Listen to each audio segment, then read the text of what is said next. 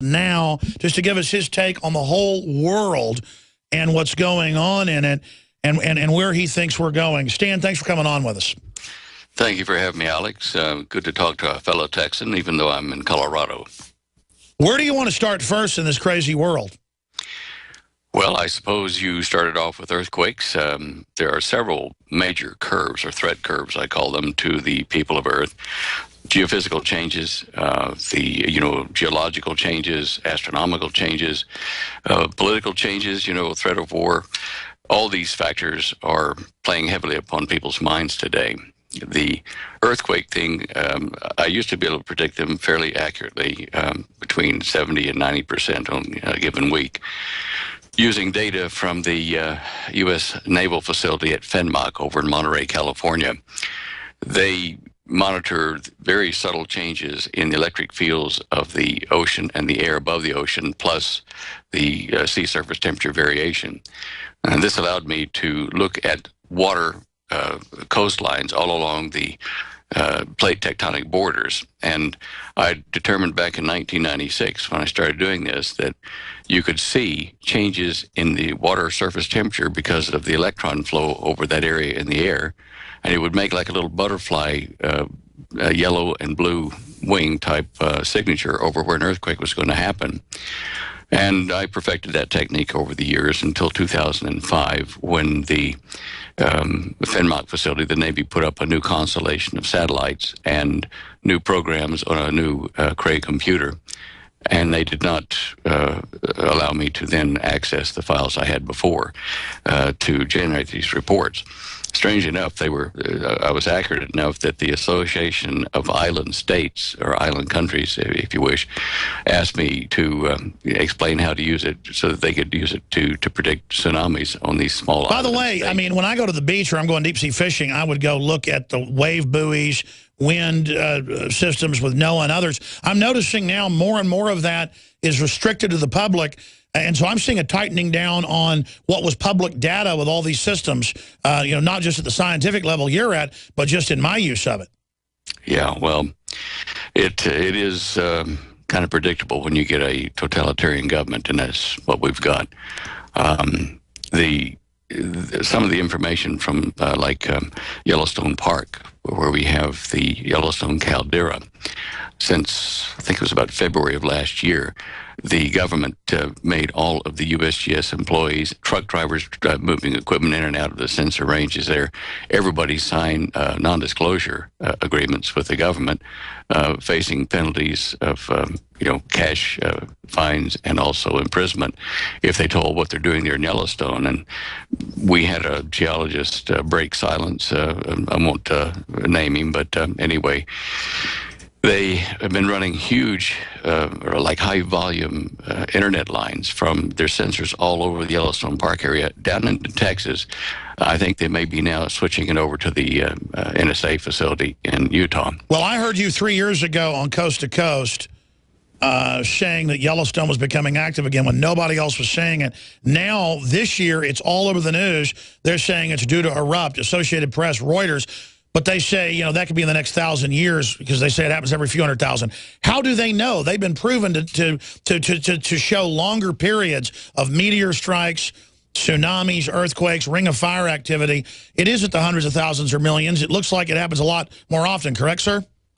Well, degrees of eruption, yes. To have one of those catastrophic supervolcanic eruptions may be, several 100,000 years between times. But what they're doing now is they're measuring the increased appearance of helium, an isotope of helium gas, which was buried way down deep underneath Yellowstone. And when that starts to release, it means that there's geological activity down there in a deeper pool of magma, which they have recently discovered. And then they measure hydrogen sulfide gas and carbon dioxide gas emissions at the surface as well. All those factors tell us, especially the rotten egg smell from sulfide gas, when the magma is moving close to the surface. But these deep movements in the deep structures underneath there are a worry, because that indicates a massive Sure. change. Well, you're the first guy I ever heard warn of it, so I want to hear what you say you think's going on from all the data. They certainly are being secretive.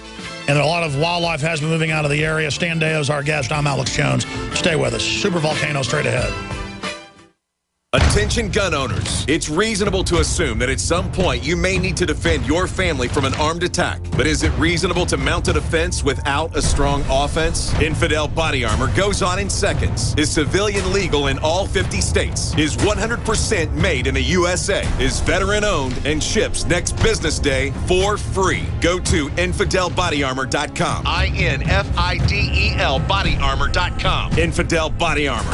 Just won't quit. Hi, this is Ted Anderson. Have you ever wondered why banks, stockbrokers, investment advisors won't talk about gold IRAs? They've been available since 1986, yet the financial industry won't recognize the value of gold for your retirement. Gold has outperformed paper investments, yet no word about IRAs. If you would like to have gold for your retirement, call 800-686-2237. Don't get left behind by rising inflation and low returns. Call 800-686-2237. Secure your future and call 1-800-686-2237.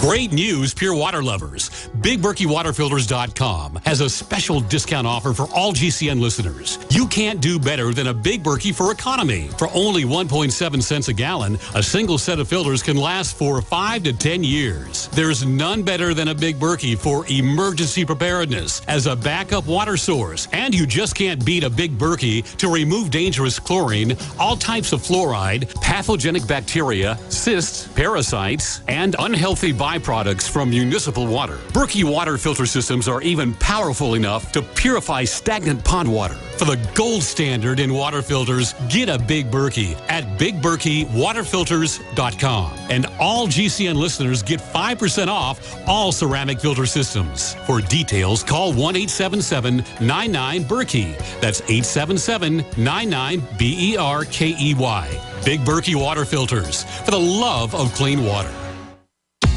If you're worried about your health and you're tired of the nasty side effects of harsh drugs or antibiotics, then look no further. Supernatural Silver is the answer.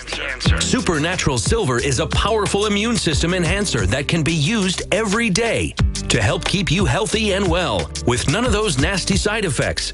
It's extremely safe for use internally as well as topically. And Supernatural Silver is hundreds of times more effective than colloidal or ionic silver. It is perfect for use in the sinuses, eyes, ears, and on any wound or skin issue. Supernatural Silver is also extremely effective when taken orally and can help fight off bacteria, viruses, and mold that may be overwhelming your immune system.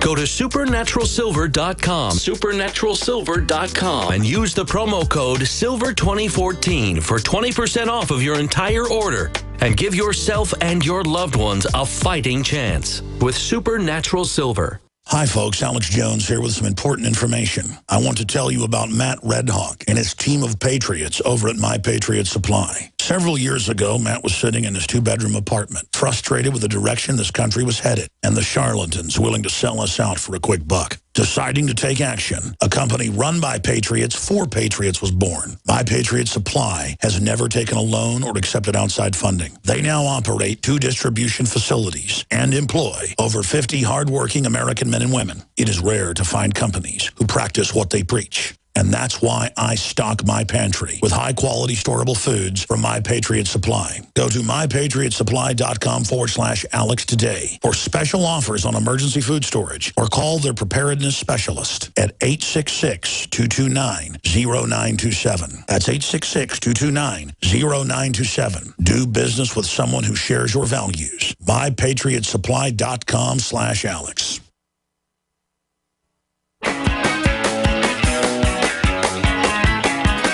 I want to be clear.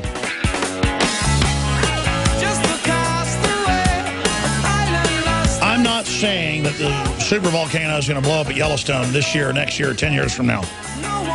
But from satellite, they now know, if you look at Shoemaker-Levy, the comet that broke into a bunch of pieces decades ago and hit Jupiter, blowing holes in the gas giant bigger than Earth, scientists had thought that super collisions happened every 50 million years. Now they went, oh, actually, we think it happens every few thousand. And now they know from radio telescopes, they're just rocks and asteroids and comets all over the place.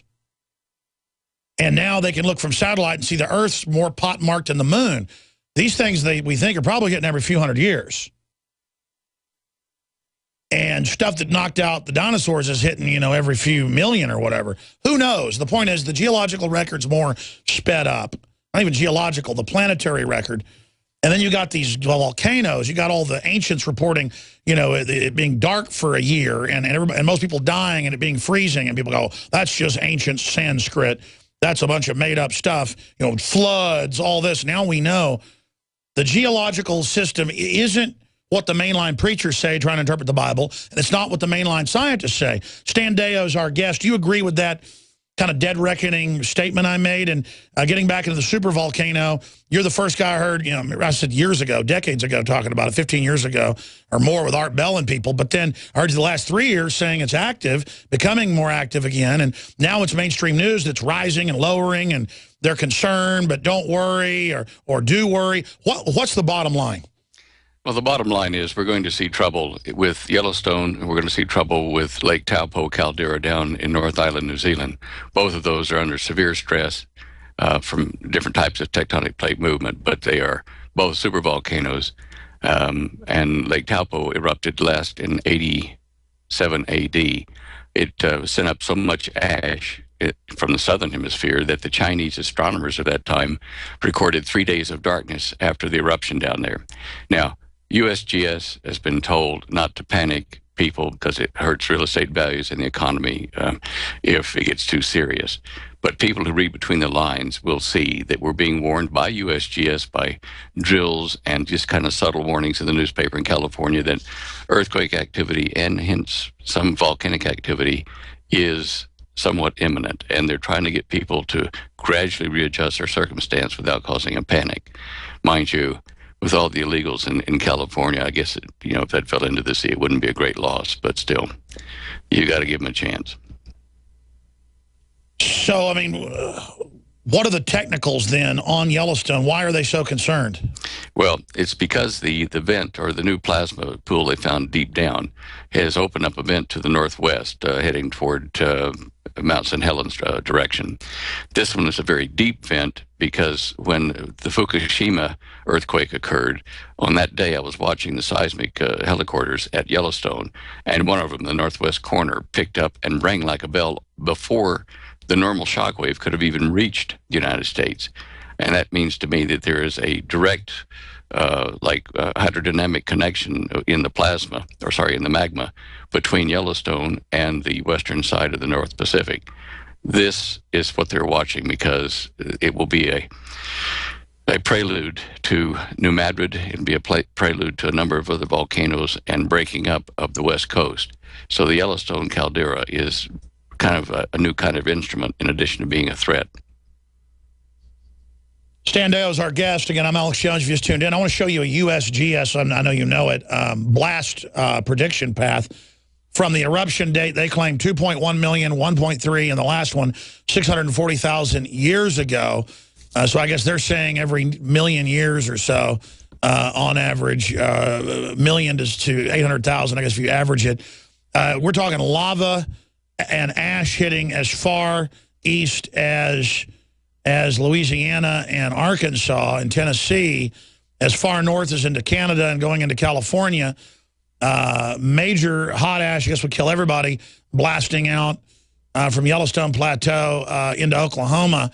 Where do they get these numbers, the last one being 640,000 years? Well, they look at the carbon dating and various other gas components of crystallized glass that was in the ash that was thrown out. Is there any megavolcano, a supervolcano this big that's known? Because I've looked at the other ones and they don't look like they're this big. Well, the Lake Taupo eruption was pretty massive. It was huge. It fell into the ocean, a lot of the ash and stuff. Which supervolcano is the biggest? How many are there?